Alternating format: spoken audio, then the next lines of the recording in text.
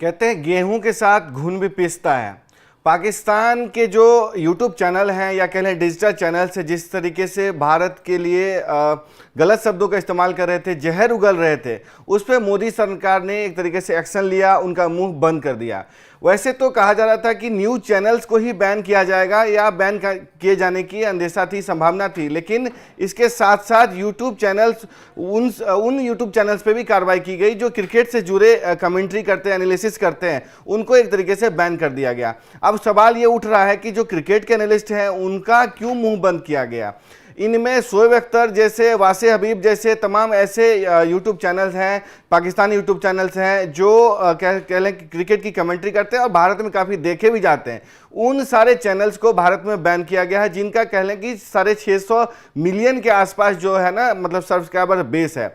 शोएब अख्तर पे अगर बैन लगा तो लोगों ने सवाल उठा कि शोएब अख्तर तो भारत की तारीफ करते नजर आते हैं, तो उन पे क्यों बैन किया गया है। वासे जो हबीब है, उनके चैनल पे जब बैन लगाया गया तो सवाल उठा कि उन पे क्यों लगता है, वो तो पीसीबी को खूब गाली देते हैं, पाकिस्तानी चैनल को खूब गाली देते हैं। जो 16 चैनल की लिस्ट निकली उसमें अधिकतर आप कह सकते हैं कि जो पाकिस्तान के न्यूज़ चैनल हैं उनसे जुड़े यूट्यूब चैनल्स हैं, उन पे बैन लगा, क्योंकि पाकिस्तान के चैनल को भारत में, ये देखिए स्क्रीन पे आप देख सकते हैं, समा है, जियो न्यूज़ है, ARY है, बोल न्यूज़ है, रफ्तार क्रिकेट का है, जियो न्यूज़ है, उसके बाद कह सकते हैं उजैर सीमा है, उजैर क्रिकेट है, तमाम ऐसे चैनल हैं जिन पे बैन लगाया जाएगा। हालांकि इस लिस्ट में आप देखेंगे तो वासे हबीब या दूसरे जो मतलब यूट्यूब चैनल्स हैं इसमें नहीं है, लेकिन आप देखेंगे अगर उनके यूट्यूब चैनल्स पे जाएंगे, शोएब अख्तर से या वासे हबीब के चैनल पे जाएंगे तो आप कहेंगे, या तनवीर अहमद पे कह लें, बासित अली कह लें, तमाम ऐसे चैनल हैं जिनको कि बैन करने का मोदी सरकार ने फैसला लिया।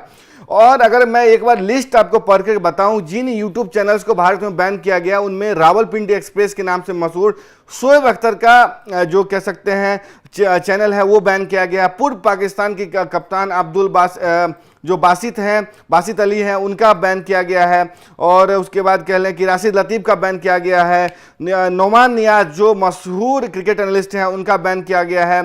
तनवीर अहमद का किया गया है, कॉट बिहाइंड या रफ्तार नाम से है चैनल। तनवीर अहमद जो तनवीर सेज के नाम से करते हैं, और इफ़ी वासे और इफ़ी के नाम से जो चैनल है, तमाम ऐसे चैनल हैं उनको बैन किया गया है। और अगर यहाँ पे जाएंगे तो कह लेंगे, जब उनके स्क्रीन पे जाएंगे आप खोजेंगे चैनल को तो लिखा आएगा, The content is currently unavailable in the country because of an order from the government related to national security और the public order। यानी इसी तरीके के सारे अकाउंट्स पे एक तरीके से आप देखेंगे तो आपको मिलेगा। शोएब अख्तर का भी एक तरीके से वही कार्रवाई हुई है। और किन किन यूट्यूब चैनल्स पे कार्रवाई हुई है, देखिए जो पाकिस्तान के न्यूज़ चैनल है वो भारत के खिलाफ प्रोपेगेंडा करते हैं और इस तरीके का जहर उगलते हैं कि क्या ही कहने।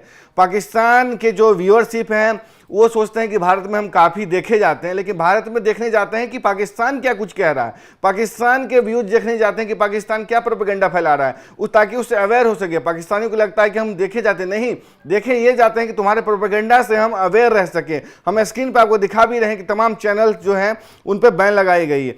इन यूट्यूब के अलावा प्रतिबंधित किए गए यूट्यूब चैनलों में जो हैं आउटलेट डॉन है, समा टीवी, ARY न्यूज़, बोल न्यूज़ है, रफ्तार, जियो न्यूज़, सुनो न्यूज़, तमाम ऐसे चैनल हैं जिनको कि बैन किया गया है। उसके अलावा जो कह लें जो पत्रकार हैं जो भारत के खिलाफ जहर उगलते हैं, इरशाद भट्टी, असमा सिराजी, उमर चीमा, मुनीर फारूक, ये सब जो कह सकते हैं बड़े नाम हैं जिनको कि एक तरीके से बैन किया गया है। और उसके अलावा जो पाकिस्तान के जो समा स्पोर्ट्स है, उजैर क्रिकेट है, रजी नामा है, तमाम ऐसे क्रिकेट हैं उन पे बैन लगाया गया।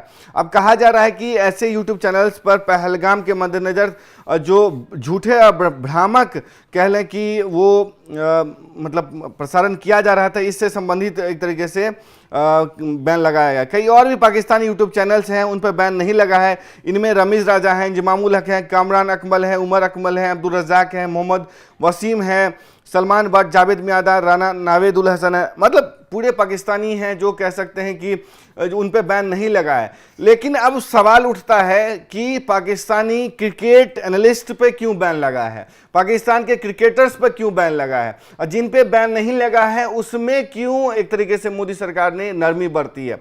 तो सवाल ये उठता है कि जो शोएब अख्तर हैं या तमाम जो यूट्यूब चैनल्स हैं उसमें गाहे बगाहे आप देखेंगे कि भारत के खिलाफ जो चीज़ें हैं वो दिखाई देने को मिलती हैं।